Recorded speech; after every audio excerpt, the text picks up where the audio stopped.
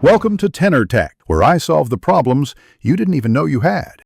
You start by fully powering off the Ps5 and unplugging every cable. This prevents electrical damage. Once done, remove the stand if it's attached and lay the console on a soft, flat surface with the vents facing up so you don't scratch anything. Make sure you wait about 10 minutes for capacitors to discharge. Then, grab the corner of the outer cover and slide it away gently. Don't lift straight up, because the clips release by sliding and you want to avoid breaking them. Next, remove the small Phillips screw holding the M2 expansion slot cover and lift that metal shield off. Keep every screw in a safe place for reassembly. Once the cover is off, you'll see the SSD secured by one retaining screw and a small spacer. The spacer determines the drive height. Make sure you note its position, then remove the screw and gently lift the SSD at a low angle, sliding it out of the M2 slot. Don't yank or bend the board.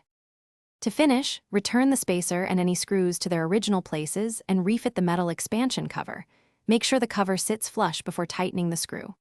Slide the outer panel back on until the clips click, reconnect cables, and power on. Go to Settings Storage to confirm the SSD was removed. If something goes wrong, try the troubleshooting tip. If the screw is stuck, don't force it. Use a proper Phillips driver, an anti-static wrist strap to avoid static, and light tapping to free a jammed cover. Thanks for watching. Subscribe to keep your life in tune.